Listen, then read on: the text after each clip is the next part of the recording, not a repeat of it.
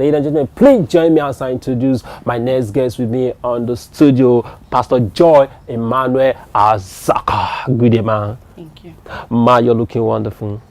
All right, today we're going to be talking about your marriage can be sweet. Now tell us, our marriage can be sweet. Okay, so I'm single, okay, but I know that in the nearest future, like maybe 2, 3, 4 years from now, I should be able to hook up. Okay, but yeah, but your marriage can be sweet. Now tell us about that topic. Yeah, I like to start by saying that everything in life has two sides. Ah, okay. Yeah, so some people are experiencing bitterness in their marriages. Okay. That's why we are coming up today to say your marriage can be sweet.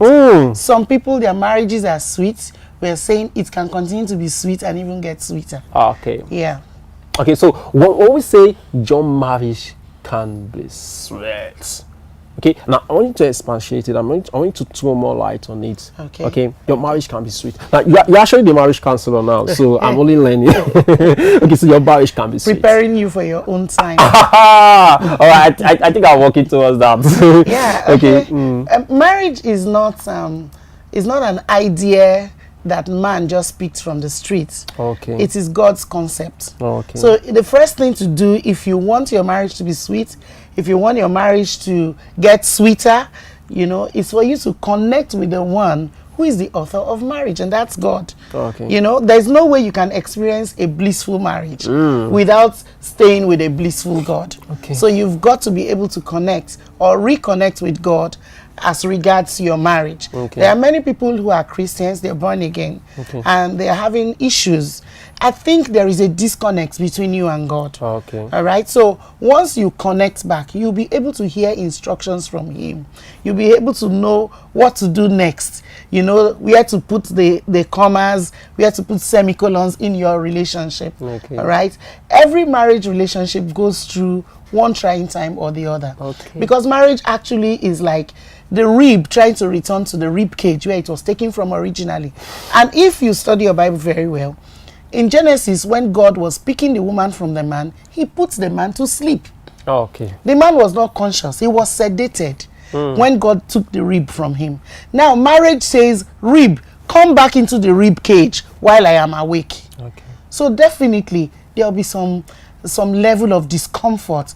When it was taken, the man was sedated. Okay. Now it's entering, there is no sedation, there's no anesthesia. The man is wide awake. So he will feel the pains, and there are certain things we must do, certain steps we must take, to ensure that there is ease in the rib returning back to the rib cage. All right, my audience, feel free to call in to answer your question, or also to contribute if you have something to tell us about how your marriage can be sweet. Okay, don't forget I'm sitting with Pastor Joy Emmanuel Azaka here with me in the studio, and my name is in Jesu Alfred, and our topic for today is your marriage can be sweet. Okay, now what are those things that you think that is actually breaking the gaps of marriages, that is making marriages not to be sweet, not to be excited, and some, because sometimes some person might just go after the wedding, and after 5 months, some even 2 months, okay, now I know of a couple just 1 week,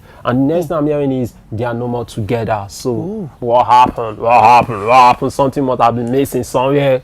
So, and the funny thing is that many times people attribute such things to the devil, making the devil more powerful than he is. Okay. The devil is not half as powerful as we make him feel. So the devil will be feeling, be bragging. Okay. When he's not the one that causes such things. Okay. God invented marriage because the man needed help. Okay. In the book of Genesis chapter 2 and verse number 18, the Bible says when God saw the man, He said, it's not good for the man to be alone. Okay. So marriage was invented because the man needs help. So everybody in marriage should understand that there is a function, there is a duty, there is a purpose for which God brought about this marriage. God is bringing this man to you, God is bringing this woman to you for a purpose. And if we look at our Bible, which is the manual for our lives as Christians, we will understand that God has a purpose, a project for the man to achieve, to accomplish on planet Earth. But all by himself, there is no way he is going to be able to accomplish. All right. How marriage is sweet when you are being abused in your marriage, not by beating, not by violence, but you see the man going from one woman to another, you leave that one, you go to another one, even bringing them to your house in your absence. How marriage that the traditional marriage was, traditional marriage, they paid every bride price of the woman and they were dead in church. This is 15 years you married and the man kept on abusing the wife. So how do we talk about that kind of marriage?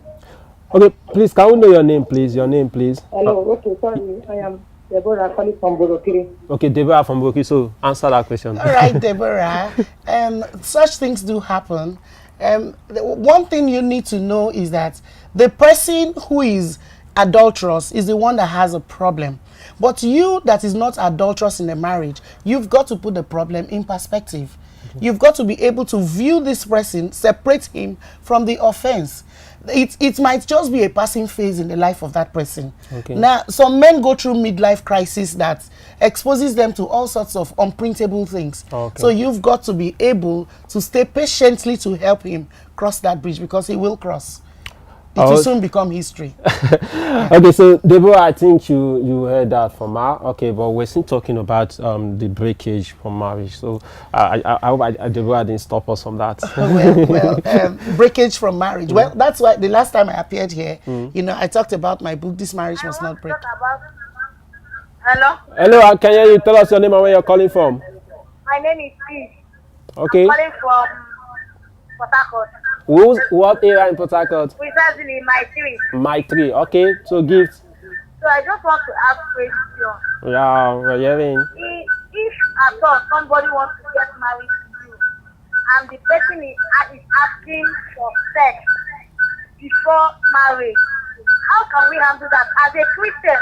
Now we are talking about Christian life. You understand? So how can just someone that is a Christian pick up his right or her right in order to get married?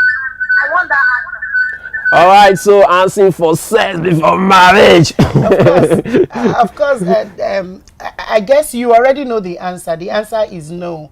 You should not give in to sex before marriage. Okay. Sex is supposed to be within the 4 walls of a legal marriage. Okay. So if a guy is coming to ask you to sleep with him before he gets married to you, I think he doesn't have control over his emotions. Okay. He might be the right person, but then he has to be disciplined in that area. So you don't give in to sex before marriage.